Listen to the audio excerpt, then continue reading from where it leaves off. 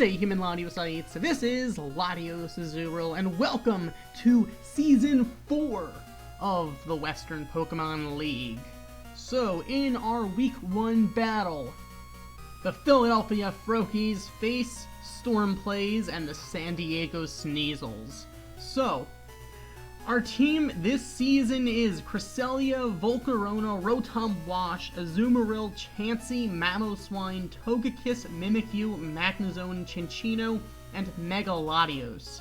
So there was a lot of power, as this was an open draft this season, so pretty much everything but our first and last pick are OU, while Cresselia and Chinchino are technically RU.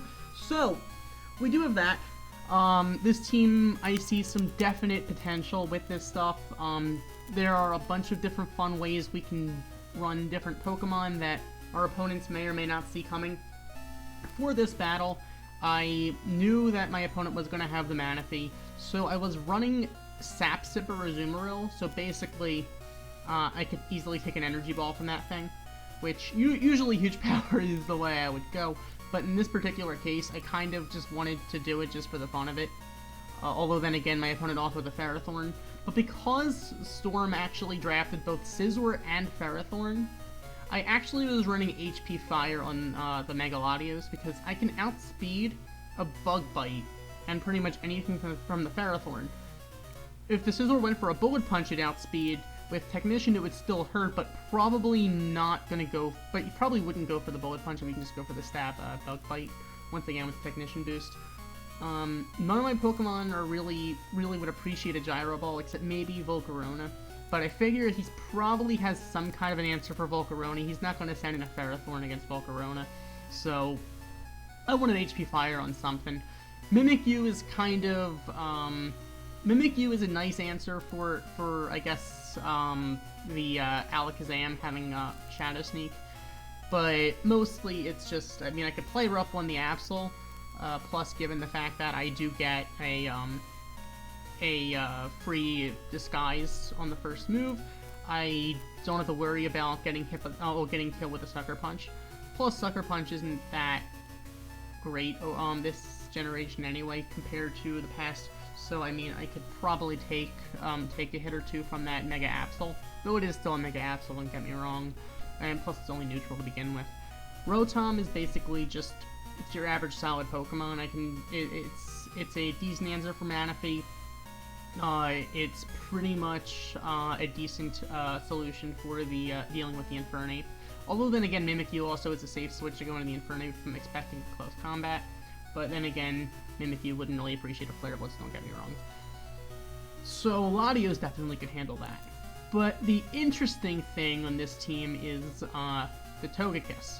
I am running Weakness Policy on the Volcarona, so if I can get hit by if I can take a hit, I'll be in good shape, because as long as I can, if it's super effective. The only exception is if it's a Rock, if it's a, whether it's some kind of a Rock Blast, Rock Slide, Stone Edge, HP Rock, that's probably going to KO. Definitely Volcarona does not want to take Stealth Rock damage, which is why Latios does have the Defog. This team isn't one to really set up. I mean, I could set up Stealth Rocks with Mamoswine, but I'm not running Mamoswine this week anyway, because I figure it's not as useful as the other Pokemon I can bring. Plus Volcarona could Bug Buzz on the Absol. Can Giga Drain on the Manaphy, provided the Manaphy didn't already start setting up its Tail Glows, because obviously, Volcarona does not want to take a +3 hit from a stab from a Manaphy. The Bulu does kind of scare me, don't get me wrong, I keep saying that, wow. But I can go for an Air Slash with Togekiss. Togekiss is Scarfed. Scarf, Serene Grace. Thank you to Lord Keeper Harvey for bringing this set to my attention in the past. It's a very fun set to run, and some interesting stuff does happen from it. So, let's actually get into the battle. So, I do lead off with the Volcarona. He leads off with the Tapu Bulu, misses his Rock Slide, which is huge, because he would have easily taken me out, but instead, I'm actually going to take down his Bulu. So he's going to go into his Infernape. Honestly, at this point, I just let Carol go down. Carol did not want to take a Life Orb Flare Blitz to the face. So, that's that. So I'm just going to go into Harvey at this point, and I'm just going to start Air Slashing. Because I'm Scarf, I can outspeed, I'm in pretty good shape, so we're going to get flinches. That's pretty much that. I mean, at this point, Storm is already in pretty bad shape because I keep on getting consecutive flinches. Flinch after flinch after flinch. He's going to go into his Manaphy. He's not going to be able to set up. I mean, he does have leftovers, which, I mean, I guess saves the Manaphy a little bit over, but I'm actually going to crit with the Air Slash, so when I'm not flinching, I'm critting. He's not going to Sucker Punch the Absol because it's resisted, so even if he was to land it, he'd be in decent shape. But the thing is, he's going to Sucker Punch the second time because at that point he would have gotten taken out. The only chance he had is if he got... Actually, he had no chance at that point. The only chance he had is if I missed. He clicked Sucker Punch to try to get some damage down. It wasn't going to KO. Harvey is not bulky, but I mean, that's it. Just total destruction there.